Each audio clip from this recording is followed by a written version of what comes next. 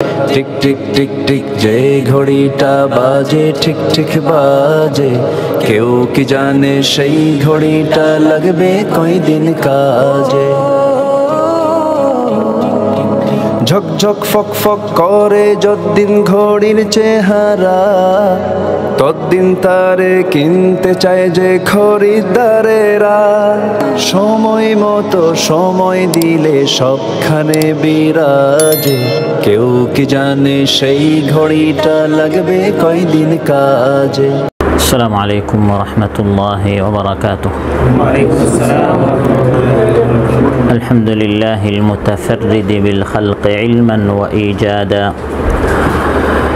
المتوحد بالتشريع يسرا وإسعادا، وأشهد أن لا إله إلا الله وحده لا شريك له خضوعا للمولى وانقيادا، وأشهد أن سيدنا ونبينا محمدا عبد الله ورسوله أبان الدين مقاصد واجتهادا واستنباطا واستمدادا، صلى الله تعالى عليه وعلى آله وصحبه المتآلفين حبا وودادا، ومن تبعهم بإحسان يرجو من الله فوزا ورشادا. أما بعد، فأعوذ بالله من الشيطان الرجيم. بسم الله الرحمن الرحيم. وقال الملك إني أرى 7 بقرات سمان يأكلهن 7 عجاف و7 سنبلات خضر وأخر يابسات، يا أيها الملأ أفتوني في رؤياي إن كنتم للرؤيا تعبرون. قالوا أضغاث أحلام وما نحن بتأويل الأحلام بعالمين. وقال الذي نجا منهما وادكر بعد أمة أنا أنبئكم بتأويله فأرسلون. يوسف أيها الصديق أفتنا في 7 بقرات سمان يأكلهن 7 عجاف و7 سنبلات خضر وأخر يابسات لعلي أرجع إلى الناس لعلهم يعلمون. আল্লাহ তাআলা ইরশাদ করেন, আর বাদশা বলল, আমি স্বপ্নে দেখছি 7টি হৃষ্টপুষ্ট শক্তিশালী তাজা গাভী, এগুলোকে খাচ্ছে 7টি জীর্ণ শীর্ণ দুর্বল গাভী, আর 7টি সতেজ সবুজ দানা শীষ, আর 7টি শুষ্ক শীষ। হে আমার পরিষদবর্গ, তোমরা এই স্বপ্নের ব্যাখ্যা দাও, যদি তোমরা স্বপ্নের ব্যাখ্যা জেনে থাকো, করে থাকো।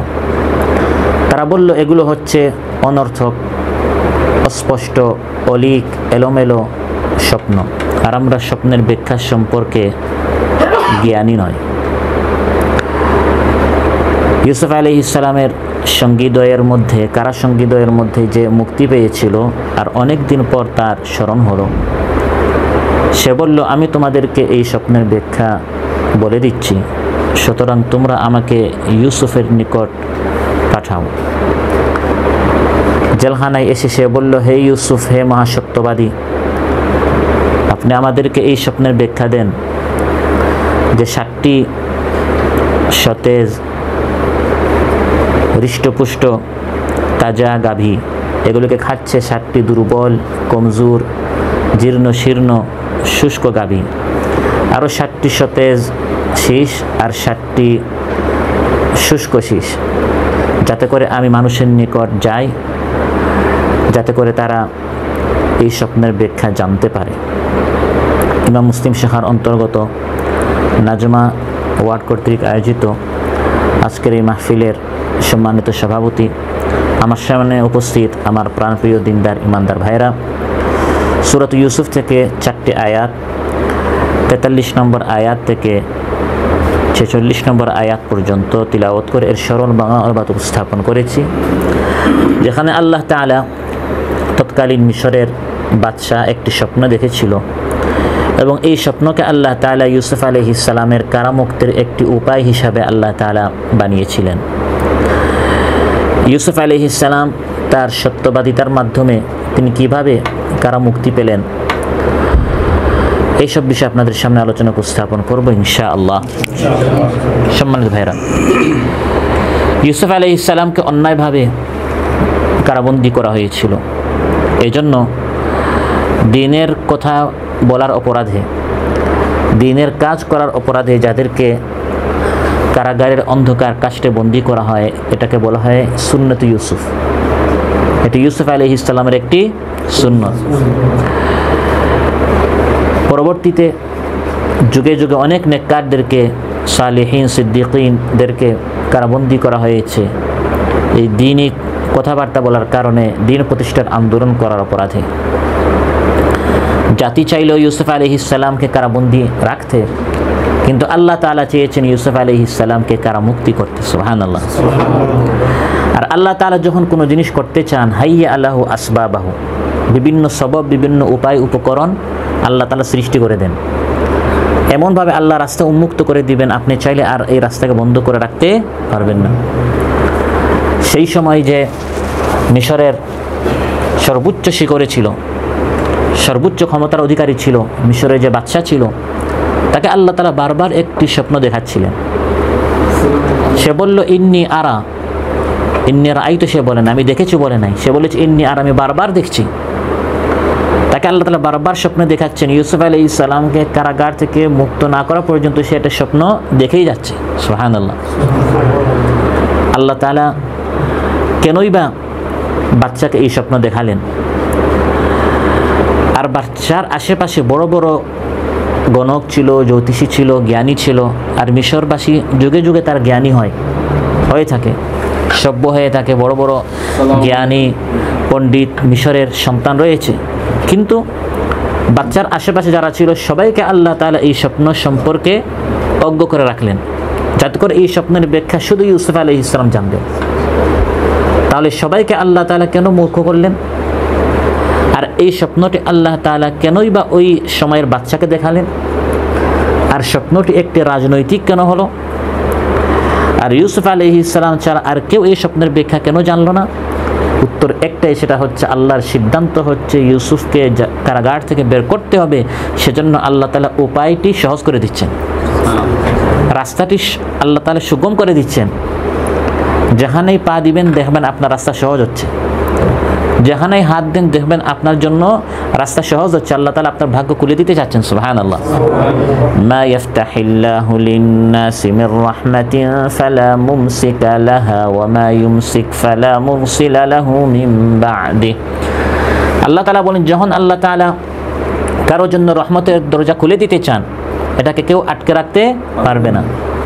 ইউসুফকে আল্লাহ বের করতে চাচ্ছেন, এখন আল্লাহ তাআলা স্বপ্নকে কাজে লাগাচ্ছেন, বাদশাকে আল্লাহ তাআলা কাজে লাগাচ্ছেন।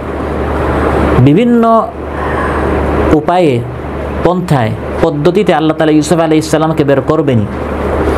আল্লাহ তাআলা চান আপনার ভাইয়ের ব্যবসায় উন্নতি করতে, তার চাকুরির প্রমোশন হতে, তার পরপর সন্তান হবে, তার জায়গা জমিন একের পর এক সে ক্রয় করবে। আমি আপনি যদি হিংসা করি, তার পায়ে ধরে আমরা তাকে নিচে নামাতে চাই, কিছুই করতে পারবো না। ইউসুফ আলাইহিস সালামের এই ঘটনা থেকে আল্লাহ তাআলা শিক্ষা দিতে চান যে আল্লাহ তাআলা যেটা চান সেটাই হয়। পৃথিবীবাসী যদি কারো কল্যাণ চায় বা অকল্যাণ চায় এবং সেটা যদি আল্লাহ তাআলা না চান, সেটা কেউ কিছু করতে পারবে না। বাদশা বারবার স্বপ্ন দেখছিল 7টি মোটা তাজা গাভী। এই মোটা তাজা 7টি গাভীকে খাচ্ছে 7টি দুর্বল গাভী, জীর্ণ শীর্ণ গাভী, যেটি হচ্ছে যুক্তির খেলাফ। যুক্তি বুদ্ধি বলে যে মোটা তাজা খাবে দুর্বল গাভীকে, মোটা তাজা গাভী খাবে দুর্বল গাভীকে। কিন্তু বাদশা স্বপ্নে বারবার দেখছিল যে দুর্বল গাভীগুলো, জীর্ণ শীর্ণ গাভী, শরীরে তেমন গোশত নেই, তেমন স্বাস্থ্য নেই, তারা খাচ্ছে এমন মোটা তাজা হৃষ্টপুষ্ট গাভীগুলোকে। আবার সে দেখলো পাশে 7টি সতেজ সবুজ কিছু দানা আছে, বীজ আছে, শীষ আছে, এবং এর পাশে 7টি শুষ্ক বীজ রয়েছে। এবং এই স্বপ্ন সে বারবার দেখছে। বারবার সে তার পরিষদ বর্গকে বলছে, ইয়া আইয়ুহাল মালা আফতুনি ফি রুইয়া ইন কুনতুম লিররুইয়া তা'বুরুন। হে হে পরিষদবর্গ, নেতৃবর্গ, আমার আশেপাশে তোমরা যারা আছো, বড় বড় মন্ত্রী, এমপি, মিনিস্টার, বুদ্ধিজীবী, জ্ঞানী, স্বপ্নের ব্যাখ্যা দাও। কেউ এই স্বপ্নের ব্যাখ্যা দিতে পারছিল না। অথচ সেই সময় মিশরে প্রসিদ্ধ ছিল জাদুবিদ্যা এবং বড় বড় গণক ছিল, জ্যোতিষী ছিল। সেজন্য মুসা আলাইহিস সালাম যখন মিশরে এসেছিলেন তখন জাদুর কী ছিল? প্রচলন ছিল। আর মুসা আলাইহিস সালাম আসার আগে গণক এত বেশি ছিল, তারা ফিরআউনকে বলে দিয়েছিল যে তোমার পতন হবে এই বনী ইসরাঈলের এক সন্তানের হাতে। তো তারা গণক ছিল, জাদুকর ছিল, জ্যোতিষী ছিল, কিন্তু এই স্বপ্নের ব্যাখ্যায় সবাই একবারে অজ্ঞ হয়ে গেল। সুবহানাল্লাহ। তারা বলল, আমরা অনেক স্বপ্ন এর ব্যাখ্যা করেছি, কিন্তু এই স্বপ্নের ব্যাখ্যা আমরা করতে পারছি না। قالوا أضغاث أحلام وما نحن بتأويل الأحلام بعالمين। আমাদের কাছে মনে হচ্ছে এটি একটি অর্থহীন স্বপ্ন, অলীক স্বপ্ন। মনের ভাব, পুরা দিন আপনি যা দেখেন, যা ভাবেন, যা শুনেন, সেই হিসাবটা বিলানোর জন্য দেখা যায় ঘুমের মধ্যে আপনি সেটা দেখেন। এটি হচ্ছে এই ধরনের স্বপ্ন যার কোনো আগাও নেই, মাথাও নাই। আমরা এই সকল স্বপ্নের ব্যাখ্যা আমরা জানি না। ওয়া নাহনু বিতাউইলিল আহলামি বিআলিমিন।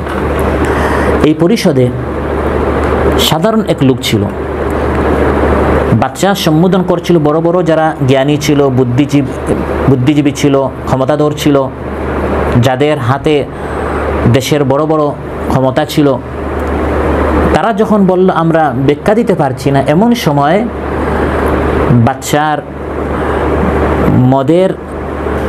মদ যে ব্যক্তি আপনার পরিবেশন করত, সার্ভ করত, যেমন বর্তমানে বড় বড় মজলিসে বা বড় বড় অফিসে যারা চা গাহওয়া বা ইত্যাদি, মানে টি বই যাদেরকে বলা হয়, এই ধরনের, যেরকম তাদের সাধারণত সমাজে তেমন একটা দাম থাকে না, তো সেখানে বাচ্চার খেদমতে, বাচ্চার প্রাসাদে সে সম্বোধন করছে বড় বড় জ্ঞানীদেরকে, ক্ষমতাধরকে।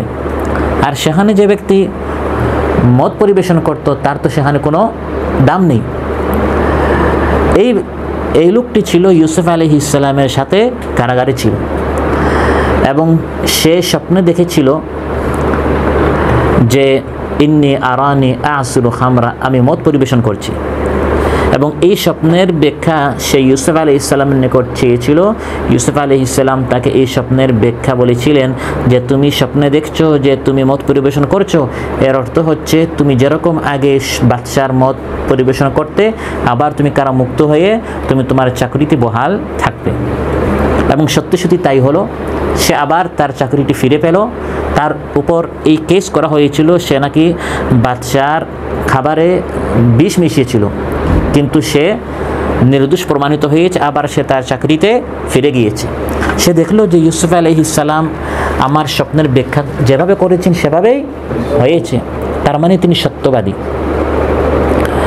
যখন সবাই লাজবাব হয়ে গেল, খামোশ হয়ে গেল, তখন যে ব্যক্তি শরাব পরিবেশন করে, মদ পরিবেশন করে, সে বলল অনুমতি নিয়ে যে যদি আমাকে অনুমতি দেন তাহলে আমি এই স্বপ্নের ব্যাখ্যা করতে পারবো, আমি ব্যবস্থা করতে পারবো। সুবহানাল্লাহ। ইউসুফ আলাইহিস সালাম সে যখন কারাগার থেকে বের হচ্ছে, তার চাকরিতে ফিরে যাচ্ছে, ইউসুফ আলাইহিস সালাম তাকে বলেছিলেন বাচ্চার কাছে গিয়ে আমার কথা উল্লেখ করিও যে আমার সাথে কারাগারে এরকম নির্দোষ এক লোক ছিল, তার নাম ইউসুফ, তাকে অন্যায়ভাবে গ্রেফতার করা হয়েছে, বাচ্চা সরাসরি হস্তক্ষেপ করলে আমাকে কারামুক্ত করতে পারেন। কিন্তু এই লোকটা তার চাকরিতে গিয়ে ইউসুফ আলাইহিস সালামের কথা ভুলে গিয়েছিল। অনেক কাল পর ওয়াদ্দাকারা বা'দা উম্মাহ, অনেক দিন পর যখন বারবার বাদশা স্বপ্ন দেখছেন এবং সবার নিকট ব্যাখ্যা চাচ্ছেন, আর সবাই যখন স্বপ্নের ব্যাখ্যা করতে অপারগতা প্রকাশ করলেন, ওই ব্যক্তির স্মরণ হলো যে কারাগারে তো আমার সাথে ইউসুফ আলাইহিস সালাম নামক এক ব্যক্তি ছিল, আর সে তো আমার স্বপ্নের ব্যাখ্যা যেভাবে করেছে সেভাবে বাস্তবায়ন হয়েছে। আমি আমার চাকরিতে ফিরে এসেছি এবং কারাগারে আমি দেখেছি লোকটা কত সৎ, কত ভালো, কত নেককার। সুবহানাল্লাহ। আমি তার নিকট ফিরে যাই, সে অবশ্যই বাদশার এই স্বপ্নটি ব্যাখ্যা করতে পারবে এবং বাদশার এই স্বপ্নের ব্যাখ্যা সে যদি করতে পারে তাহলে অবশ্যই খুশি হয়ে বাদশা তাকে এই কারাগার থেকে মুক্ত করবেন। وقال الذي نجا منهما وادكر بعد أمة أنا أنبئكم بتأويله فأرسلون। আল্লাহ তাআলা বলেন ওই কারাগারে ইউসুফ আলাইহিস সালামের সাথে যে দুইজন ছিল, এর মধ্যে যিনি কারাগার থেকে বের হলেন এবং অনেক দিন পর ইউসুফ আলাইহিস সালামের কথা তার স্মরণ হলো, সে বলল, আমি তোমাদেরকে এই স্বপ্নের ব্যাখ্যা বলে দিচ্ছি, আমাকে ইউসুফ আলাইহিস সালামের নিকট যেতে দাও। তাকে যেতে দেয়া হলো। ইউসুফ আলাইহিস সালামের নিকট গিয়ে সে প্রথম যে কথা বলল, হে ইউসুফ, হে মহাসত্যবাদী। সুবহানাল্লাহ। তাহলে ইউসুফ আলাইহিস সালামকে কারাগারে সে কাছ থেকে কত তার চরিত্রের, উন্নত চরিত্রে সে দেখেছে বিধায় সে শুধু ইউসুফ বলে না, বলেছে ইউসুফ আইয়ুহাস সিদ্দিক, হে মহাসত্যবাদী ইউসুফ। কারণ কারাগারে একবারে কাছে থাকতে পেরেছে এবং কাছ থেকে দেখেছে। মানুষ বাহিরে যখন যায় মুখোশ পড়তে পারে, চেহারা ফেস চেঞ্জ হয়ে যায়, কিন্তু একসাথে যখন থাকে, এক রুমে থাকে, এক জেলে থাকে, এক সেলে থাকে, তখন কাছ থেকে চেনাটা কি হয়? সহজ হয়। ইউসুফ আলাইহিস সালামের নিকট যখন সে ব্যাখ্যা চাইল, আফতিনা ফি সাবঈ বাকারাতিন সিমানি ইয়াকুলুহুন্না সাবউন ইজাফুন ওয়া সাবঈ সুমবুলাতিন খুদরিন ওয়া উখরা ইয়াবিসাত, 60টি মোটা তাজা গাভীকে খাচ্ছে 60টি দুর্বল জীর্ণ শীর্ণ গাভী, আর 60টি সতেজ দানা রয়েছে এবং ওখরা ইয়াবিসাত 60টি শুষ্ক দানা রয়েছে। এর ব্যাখ্যা কি আপনি আমাকে বলে দিন, যাতে করে মানুষের নিকট গিয়ে আমি ব্যাখ্যাটি বলি, যাতে করে তারা জানতে পারে। তিনি ব্যাখ্যাটি বলে দিলেন। 60টি সবুজ 60টি মোটা তাজা গাভী দ্বারা উদ্দেশ্য হতে সামনের 60টি বছর এই মিশরের খুব আনন্দের 60টি বছর হবে, খুব সুদিন হবে, বৃষ্টি হবে, ফসল হবে। কিন্তু এই দিনগুলোকে খেয়ে ফেলবে এরপরের 60টি দুর্ভিক্ষের বছর। যেরকম 60টি জীর্ণ শীর্ণ গাভী খেয়ে ফেলেছে 60টি মোটা তাজা গাভীকে, 60টি সতেজ সবুজ দানা, আবার 60টি শুষ্ক দানা। অর্থাৎ প্রথম 60টি বছরে সবুজ দানা উৎপন্ন হবে, দেশ সবুজ হবে, ফসল উৎপন্ন হবে, তোমরা রস নিংড়াবে, ফল খাবে, দুধ পান করবে। এরপরে এমন 7 বছর আসবে দুর্ভিক্ষের কারণে যা তোমরা সঞ্চয় করবে এছাড়া আর কিছুই তোমরা খুঁজে পাবে না। তিনি তাদেরকে পরামর্শ দিলেন, প্রথম 7 বছরে তোমরা সব খেয়ে ফেলিও না। তোমরা কি করবে? একদিকে চাষাবাদ করবে, অন্যদিকে কিছু তোমরা সংরক্ষণ করে রাখবে, যাতে করে পরের 7 বছরে তোমরা আগের 7 বছরে যা সংরক্ষণ করে রেখেছিলে সেগুলো থেকে তোমরা ধীরে ধীরে খাবে।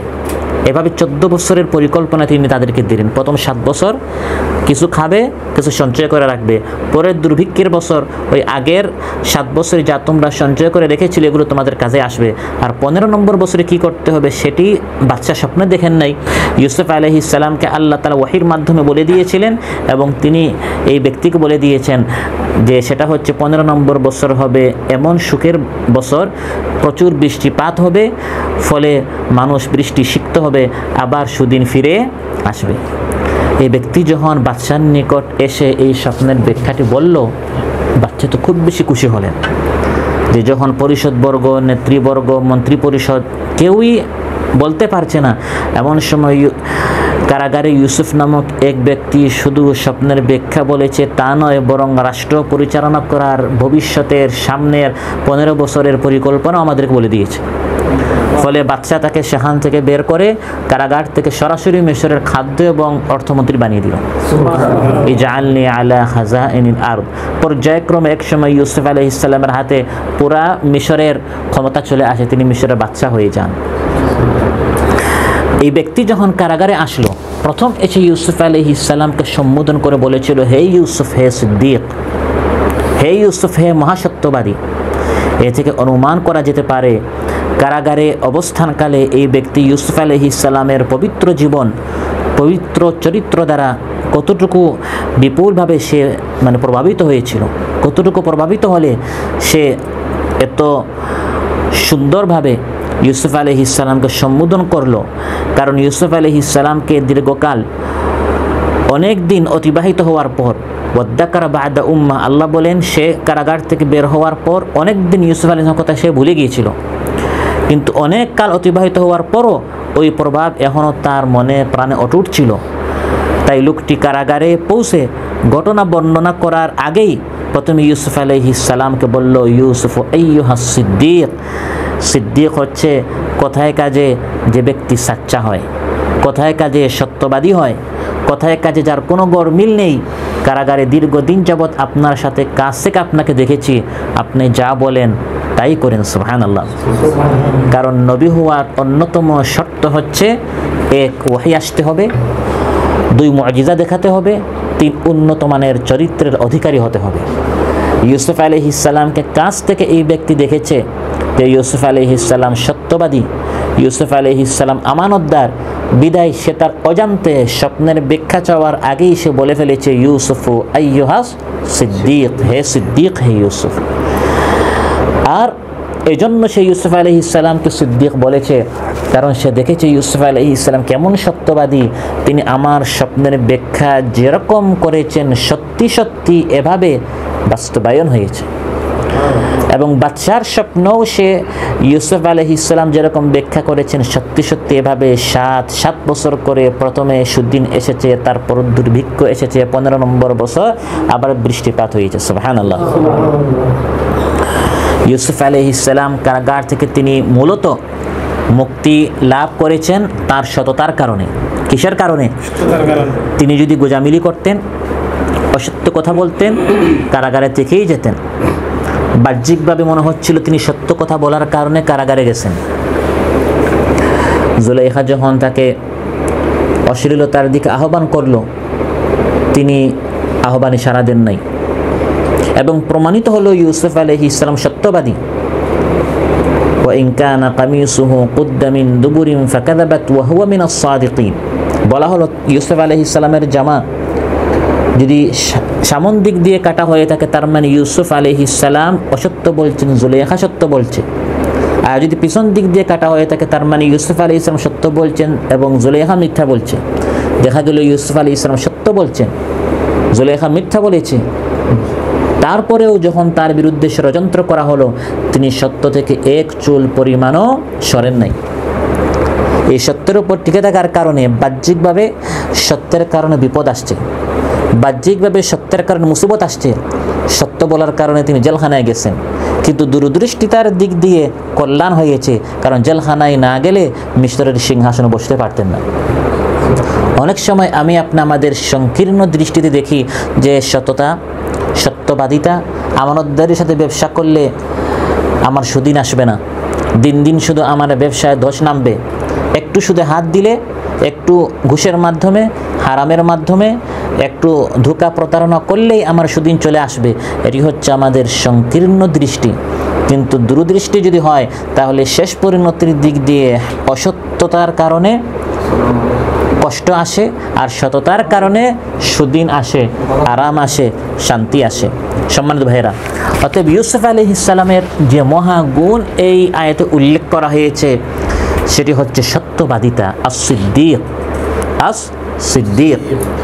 ইউসুফ আলাইহিস সালাম মহাসত্যবাদী এবং এই সততা তাকে বাঁচিয়েছে। আস-সিদকু মানজাতুন ওয়াল কাযিবু মাহলাকা। সত্য বাঁচায়, মিথ্যা মানুষকে ধ্বংস করে।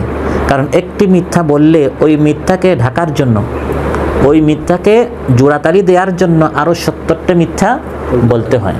ফাইন্নাল কাযিবা রিবাতুন ওয়াস-সিদকা তুমানিনা। রাসূল সাল্লাল্লাহু আলাইহি ওয়াসাল্লাম ইরশাদ করেন, সত্য হচ্ছে প্রশান্তি। সত্য বলার পর আমার মনে দুর্বলতা নাই, আবার কেউ আমার এই কথা প্রকাশ করে ফেলছে কিনা, কারণ আমি তো সত্যই বলেছি, বাস্তবটাই বলেছি। কিন্তু মানুষ যখন মিথ্যা বলে, যত বড় গলায় বলুক, ভিতরে একটা দুর্বলতা থাকে, এটা তদন্ত করে বের হয়ে যায় কিনা, আমার গোপন তথ্যগুলো সবাই জেনে ফেলে কিনা, এই ফেলে কিনা একটি দুর্বলতা সবসময় অন্তরে থাকে। ইউসুফ আলাইহিস সালাম মহাসত্যবাদী ছিলেন।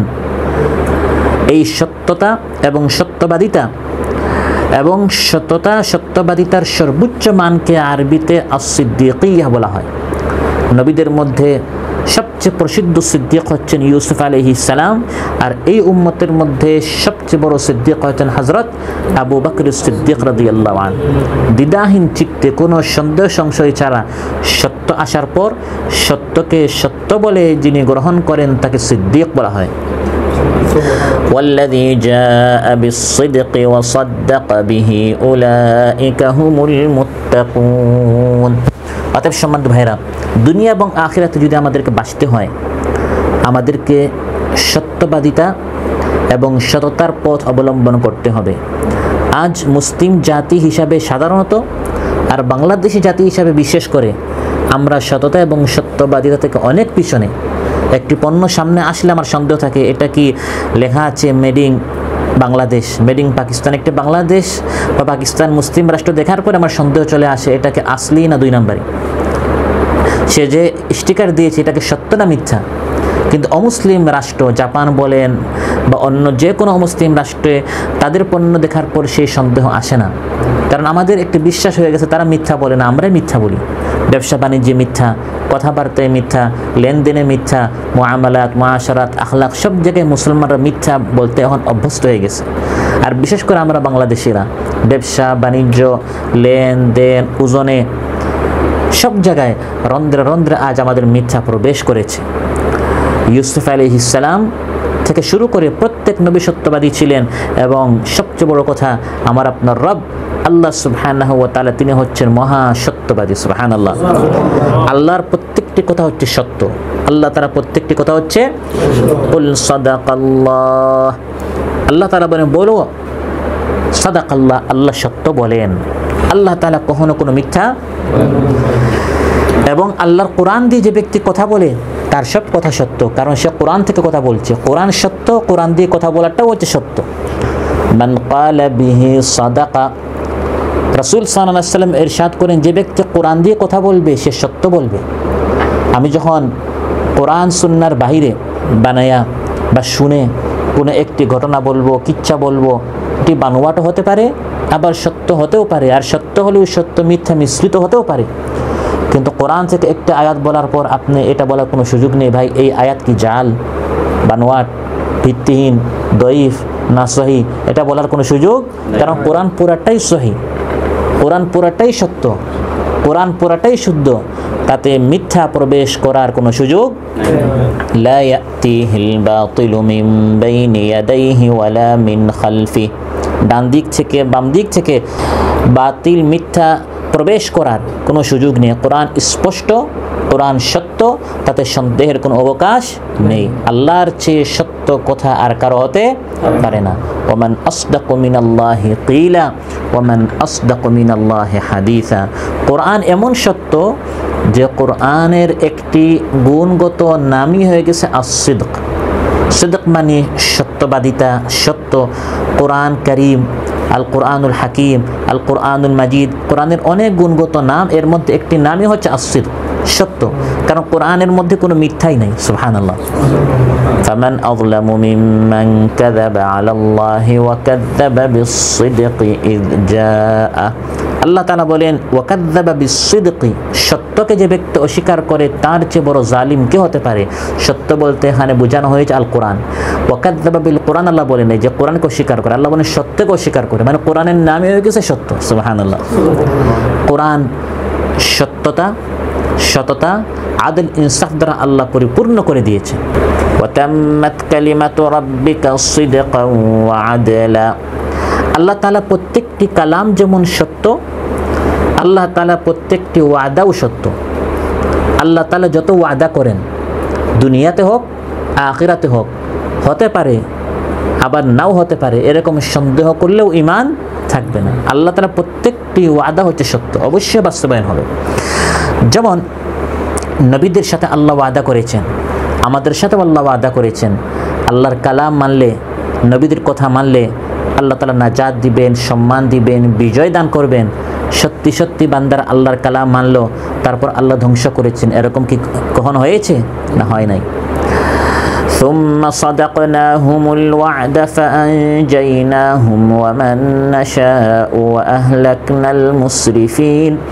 আল্লাহ তাআলা বলেন এভাবে আমি নবীদের সাথে যে ওয়াদা করেছি যে যখন শাস্তি আসবে আপনারা বেঁচে যাবেন, ঈমানদাররা বেঁচে যাবে, কাফিররা ধ্বংস হবে, আমি যে ওয়াদা করেছি আল্লাহ তাআলা বলেন বাস্তবে আমার ওয়াদা সত্য বলে প্রমাণিত হয়েছে। সুবহানাল্লাহ। রাসূল সাল্লাল্লাহু আলাইহি সাল্লামকে একদিন আল্লাহ তাআলা স্বপ্নে দেখালেন যখন মক্কা কাফিরদের হাতে, এবং মুসলমানরা ভাবতেন এবং আশা করতেন কোনো একদিন আমরা স্বাধীনভাবে নিরাপত্তাপূর্ণ পরিবেশে মক্কাতুল মুকাররমায় কাবা ঘরে আমরা তাওয়াফ করব। কিন্তু এটা কি সম্ভব? কারণ পুরা মক্কা হচ্ছে কাফিরদের হাতে। যখন এটি অসম্ভব বলে মনে হতো, এমন সময় একদিন আল্লাহ তাআলা রাসূল সাল্লাল্লাহু আলাইহি ওয়াসাল্লামকে স্বপ্নে দেখালেন যে তিনি এবং সাহাবীরা নিশ্চিন্তে কাবা ঘরে তাওয়াফ করছেন। সুবহানাল্লাহ। লাকাদ সাদাকাল্লাহু রাসূলাহুর রুইয়া বিল হক। আর নবীদের ওয়াদা হচ্ছে সত্য। নবীরা যা দেখেন তা অবশ্যই ওয়াহি।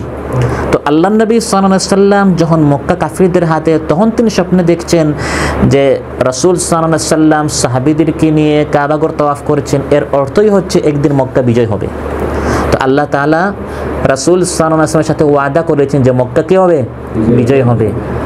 ওয়াদাটি কি মিথ্যা না বাস্তবে তিনি সত্য বলে প্রমাণ করেছেন? সত্য বলে প্রমাণ করেছেন। আল্লাহ তাআলা যত ওয়াদা করেন প্রত্যেকটি ওয়াদা তিনি সত্য বলে প্রমাণিত করেন। রাসূল সাল্লাল্লাহু আলাইহি ওয়াসাল্লামকে ওয়াদা করেছেন লা তাদখুলুন্নাল মাসজিদাল হারামা ইনশাআল্লাহু আমিনিনা মুহাল্লিকিনা রুউসাকুম ওয়া মুকাসসিরিনা লা তাখাফুন।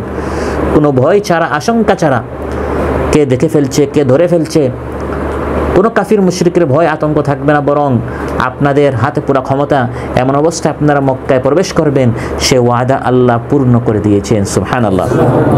এগুলো হচ্ছে দুনিয়ার ওয়াদা। আর আখিরাতের ক্ষেত্রে আল্লাহ তাআলা অনেক ওয়াদা করেছেন। আল্লাহ তাআলা বলেন এই প্রত্যেকটি ওয়াদা সত্য। যেমন মুত্তাকিরা যাবে জান্নাতে এবং সেখানে তারা নদ নদী পাবে।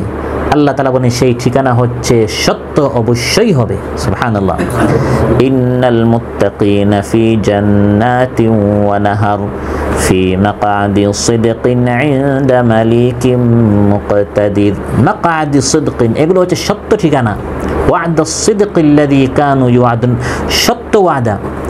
সারা জীবন আমল করলাম, নামাজ পড়লাম, সিয়াম পালন করলাম, রমজান মাসে কষ্ট করলাম, কোরআন পড়লাম, শিখলাম, মৃত্যুর পরে দেখা গেল আসলে জান্নাত বলতে কিছুই নাই। এগুলি সব ধোঁকা, প্রতারণা। আসলে জান্নাত বলতে কিছু নাই। এরকম হবে? নাউযুবিল্লাহ, এরকম হবে না। আসেন, কাজ করেন, ঘন্টায় আপনাকে এত করে দেয়া হবে, দিনে এত করে দেয়া হবে, পরে দেখা যায় কিছুই নাই, দিল না। এরকম হয় কিনা মানুষের সাথে? আল্লাহ বলেন না, আমি যে ওয়াদা করি আমার প্রত্যেকটা ওয়াদা সিদক, সত্য। এবং জান্নাতীরা যখন জান্নাতে গিয়ে হাতে নাতে এই সকল নিয়ামতগুলো পাবে, উপভোগ করবে, আনন্দ ফুর্তি করবে, তখন তারা বলবে ওয়াকালুল হামদুলিল্লাহিল্লাযী সাদাকানা ওয়া'দা। সমস্ত প্রশংসা আল্লাহর, যিনি আমাদের সাথে যত ওয়াদা করেছেন প্রত্যেকটা ওয়াদা সত্য বলে তিনি বাস্তবায়ন করেছেন। সুবহানাল্লাহ। এভাবে আল্লাহ তাআলা হচ্ছেন মহা সত্যবাদী। আল্লাহ তাআলা প্রেরিত প্রত্যেক নবী সত্যবাদী ছিলেন। কোনো নবীর চরিত্রে এমন ছিল না যে দিনে একটি করেন, রাতে আরেকটি করেন। বর্তমান সমাজের নেতা নেত্রীদের অবস্থা কি, চরিত্র কি? কিন্তু নবীরা এমন ছিলেন না। বলে দিতেন প্রকাশ্যে। রাসূল সাল্লাল্লাহু আলাইহি ওয়াসাল্লাম স্ত্রীদেরকে বলে দিয়েছেন, রাতের আধারে যা আমার চরিত্রে দেখো, দিনের আলোতে তা মানুষদেরকে বলে দাও। কারণ মানুষের সামনে পীর, হুজুর, মুন্সি, আর গোপনে গোপনে কাফির, মুশরিক, বাতিলদের সাথে সম্পর্ক, তিনি এমন ছিলেন না। তার কথায় কাজে কি ছিল? মেয়ে ছিল। তিনি সত্যবাদী ছিলেন। ইউসুফ আইয়ুহাস সিদ্দিক, তিনি মহাসত্যবাদী ছিলেন। যা বলতেন তা করতেন। একাধিক নবী সম্পর্কে আল্লাহর নাম নিয়ে নিয়ে বলেছেন, ওয়াযকুর ফিল কিতাবি ইব্রাহিম ইন্নাহু কানা সিদ্দিকান নাবিয়্যা। ইব্রাহিম আলাইহিস সালাম মহাসত্যবাদী নবী ছিলেন। ওয়াযকুর ফিল কিতাবি ইদরিস ইন্নাহু কানা সিদ্দিকান নাবিয়্যা।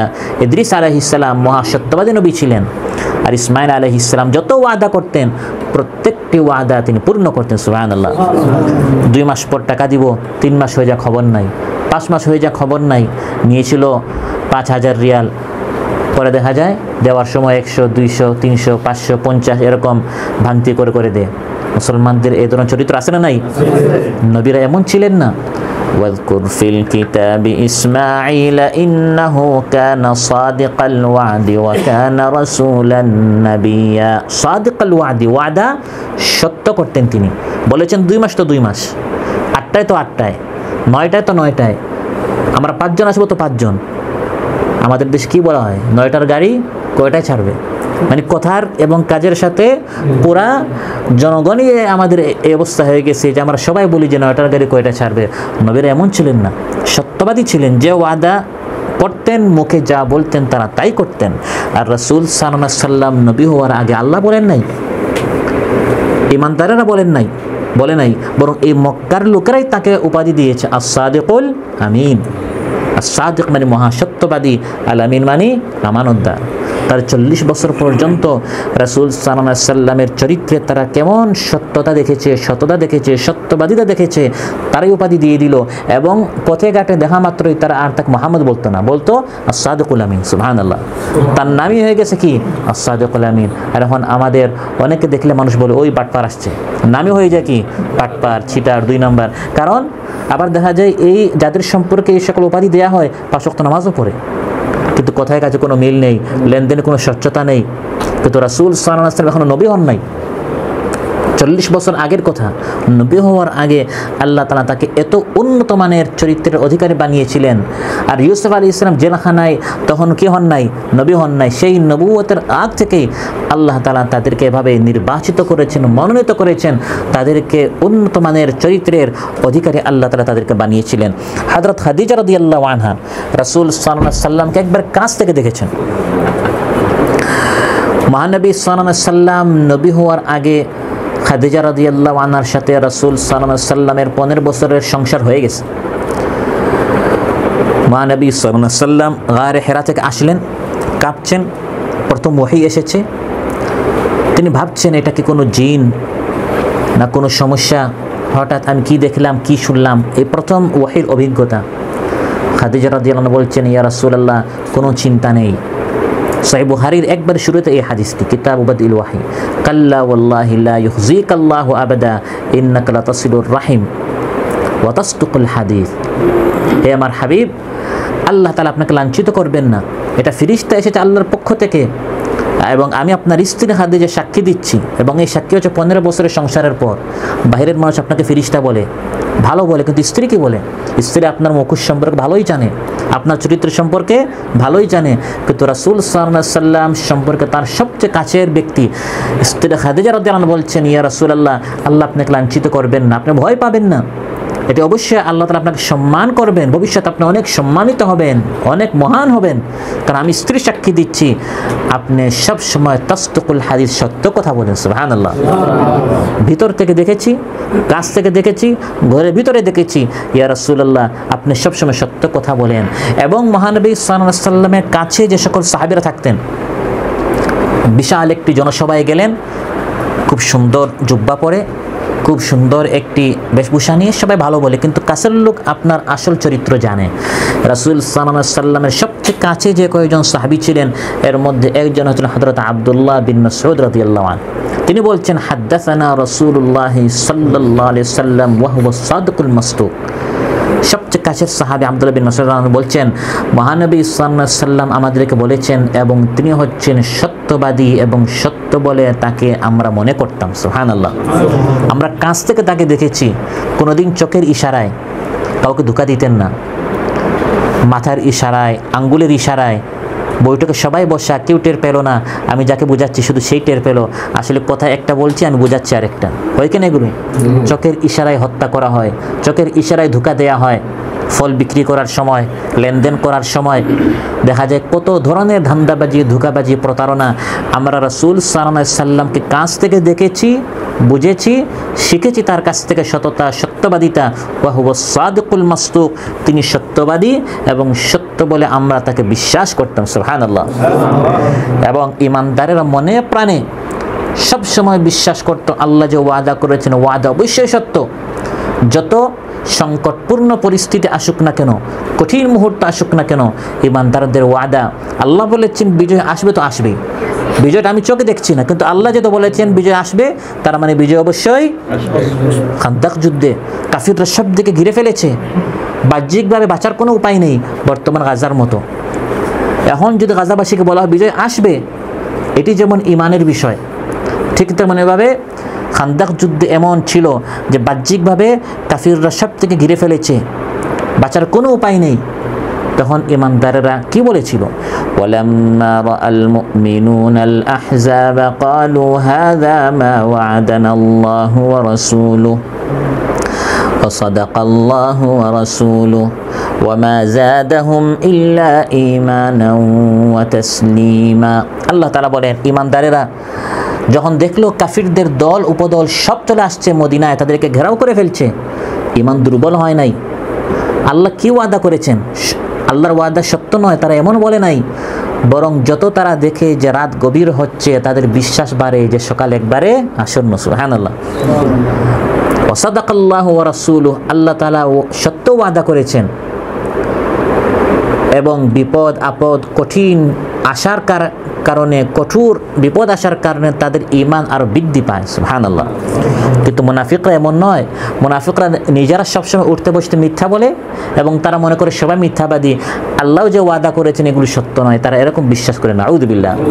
কারণ মুনাফিকের একটি চরিত্র হচ্ছে সে যা বলে তা করে না, আমানত রাখা হলে খেয়ানত করে, ওয়াদা করলে ওয়াদা খেলাফি করে, অঙ্গীকার করলে বিশ্বাসঘাতকতা করে, সবসময় মিথ্যা মিথ্যা মিথ্যা। আয়াতুল মুনাফিকি সালাস, মুনাফিকের চরিত্র হচ্ছে তিনটি। একটি হচ্ছে ইদা হাদ্দাসা কাযাবা, কথা বললে মিথ্যা।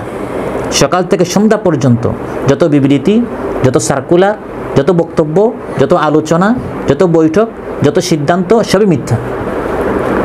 এজন্য মানুষ এখন বিশ্বাসই করে না কোনটি সত্য কোনটি মিথ্যা। ওয়াইদা তুমি না খানা, আমানত রাখা হলে আমানতের খেয়ানত করে। ওয়াইদা ওয়াদা আখলাফা, ওয়াদা করলে ওয়াদা খেলাফি করে। আমরা অনেক সময় এখন বলি যে এখন কাউকে ঋণ দেওয়া মানে একজন শত্রু বানানো, কাউকে ধার দেওয়া মানে একজন কি বানানো, কারণ আমি জানি এই লোকটা দিবে না, বন্ধু ছিল এখন সে এখন আমার কি হয়ে যাবে, কারণ কয়েকদিন পরে যখন আমি তার পিছনে পিছনে যাবো সে একসময় আমার শত্রু হয়ে যাবে। এগুলো আমাদের অসত্য কথা বলতে বলতে বলতে বলতে পারস্পরিক সম্পর্ক ছিন্ন হচ্ছে, শত্রুতা বাড়ছে, ঘৃণা বাড়ছে। কিন্তু নবীরা এমন ছিলেন না। মুনাফিকরা যখন তারা দেখে যে কঠিন বিপদ আসছে, তারা যেমন মিথ্যা বলে, তারা মনে করে যে আল্লাহ এবং তার রাসূল বোধহয় মিথ্যা বলেন না। আউযু বিল্লাহ। আল্লাহ তাআলা কোরআনের মধ্যে বলেন وَإِذْ يَقُولُ الْمُنَافِقُونَ وَالَّذِينَ فِي قُلُوبِهِم مَّرَضٌ مَّا وَعَدَنَا اللَّهُ وَرَسُولُهُ إِلَّا غُرُورًا। যখন কঠিন বিপদ আসে তারা বলে আল্লাহ এবং তার রাসূল মিথ্যা ওয়াদা করেছেন। নাউযু বিল্লাহ। অথচ আল্লাহ এবং তার রাসূল সাল্লাল্লাহু আলাইহি ওয়াসাল্লাম সত্যবাদী, তাদের প্রত্যেকটি ওয়াদা হচ্ছে কি সত্যবাদী। মুনাফিকরা আল্লাহর সাথে ওয়াদা করেও মিথ্যা ওয়াদা করে, এবং এগুলো আমরা অনেকেই অনেক সময় করে ফেলি। হে আল্লাহ আমার ছেলে অসুস্থ, সুস্থ করে দাও, আর নামাজ ছাড়বো না। হে আল্লাহ আমার চাকরি নিয়ে একটা চাকরির ব্যবস্থা করে দাও, আমি কোরআন শিখে ফেলবো, আমি হকদারের হক ফেরত দিয়ে দিব, মা বাবাকে আর কষ্ট দিব না, ভাই বোনকে আর কষ্ট দিব না। কিন্তু দেখা যায় যখন আল্লাহ তাআলা বিপদ থেকে উদ্ধার করে ফেলেন ওয়াদা খেলাফি করে। নামাজের খবর নাই, হকদারের হকের কোনো খবর কোরআনের মধ্যে আল্লাহ বলে দিয়েছেন وَمِنْهُمْ مَنْ عَاهَدَ اللَّهَ لَئِنْ آتَانَا مِنْ فَضْلِهِ لَنَصَّدَّقَنَّ وَلَنَكُونَنَّ مِنَ الصَّالِحِينَ। একদল মানুষ আল্লাহর সাথে ওয়াদা করে যদি আল্লাহ তাআলা তার পক্ষ থেকে একটু মেহেরবানি করেন, বিপদে আছে বিপদ থেকে আল্লাহ উদ্ধার করে ফেলেন, আর্থিক সংকটে আছে আল্লাহ তাআলা আর্থিকভাবে যদি সচ্ছল করে দেন, স্বাস্থ্যের সংকটে আছে আল্লাহ যদি সুস্থ করে দেন, আমি বেশি বেশি করে সদকা করবো, নেককার হয়ে যাব। আল্লাহ তাআলা বলেন যখন আল্লাহ তাআলা বিপদ থেকে উদ্ধার করেন তখন দেখা যায় কি করে সব ভুলে যায়, বখিল হয়ে যায়। ফলে ওয়াবিমা কানু ইয়াকযিবুন, এই মিথ্যা বলার কারণে কিয়ামত পর্যন্ত আল্লাহ তাআলা তাদেরকে মুনাফিক হিসেবে লিখে রাখেন। এই লোক মুনাফিক, এর কথায় কাজে কোনো কি নেই, মিল নেই। কিন্তু ঈমানদারেরা এমন নয়, ঈমানদারেরা যা বলে তা করে। الصابرين والصادقين والقانتين والمنفقين والمستغفرين بالأسحار। এই সকল ঈমানদারদের সাথে সাদিকিন যারা সত্যবাদী, এদের সাথে আমাদের থাকতে হবে। আপনি সৎ, আপনি সচ্চা হয়ে চলার চেষ্টা করেন, তো আপনার আশেপাশে সবাই যদি মিথ্যাবাদী হয়, ধোঁকাবাজ হয়, আপনিও মনে করবেন ধোঁকাবাজি মানে চতুরতা, ধোঁকাবাজি মানে চালাকি। এটা আমরা মনে করি না যে ধোঁকাবাজি করে 2 টাকা ইনকাম করতে পারে, এটাকে আমরা কি মনে করি, চতুরতা মনে করি। কিন্তু আপনি যদি এমন কিছু লোক, এমন কিছু ভাইদের সাথে চলেন যারা ধোঁকাবাজিকে ঘৃণা করে, তখন আপনিও সৎ হয়ে চলবেন। কিন্তু এমন রুমে থাকেন, এমন ক্যাম্পে থাকেন, এমন সংগঠনের সাথে আছেন যারা ধোঁকাবাজিকে, 2 নাম্বারিকে, মিথ্যাবাজিকে চতুরতা মনে করে, চালাকি মনে করে, তখন আপনিও আরও মডার্ন হওয়ার জন্য, আরও নিজেকে চতুর হিসাবে প্রমাণিত করার জন্য বেশি কী করবেন? ধোঁকাবাজি করবেন। এজন্য সত্যবাদীদের সাথে থাকতে হবে। তখন সত্যবাদী হওয়া ইউসুফ আইয়ুহা সিদ্দিক, ইউসুফ আলাইহিস সালামের মতো সত্যবাদী হওয়াটা কি হবে? সহজ হবে। ইয়া আইয়ুহাল্লাযীনা আমানুত্তাকুল্লাহা ওয়া কুনু মা'আস সাদিকিন। এবং আমরা সব সময় আল্লাহর নিকট এই সত্যবাদীদের রাস্তা চাই। হে আল্লাহ, সত্যবাদীদের রাস্তায় আমাদেরকে চালাও। যে প্রত্যেক নামাজে আমরা আল্লাহর নিকট দোয়া করি, ইহদিনাস সিরাতাল মুস্তাকিম সিরাতাল্লাযীনা আন'আমতা আলাইহিম। এই আন'আমতা আলাইহিম কারা? আল্লাহ তাআলা বলে দিয়েছেন, আন'আমাল্লাহু আলাইহিম মিনান নাবিয়্যিনা ওয়াস-সিদ্দীকিনা ওয়াশ-শুহাদাই ওয়াস-সালিহিন। তাদের উপর আল্লাহ তাআলা অনুগ্রহ করেছেন, ইহসান করেছেন। তাদের মধ্যে একদল হচ্ছে সিদ্দিকিন, যারা সবসময় সত্য কথা বলে, সত্য কথা, সত্য কাজ, সত্যবাদিতার উপর যারা চলে।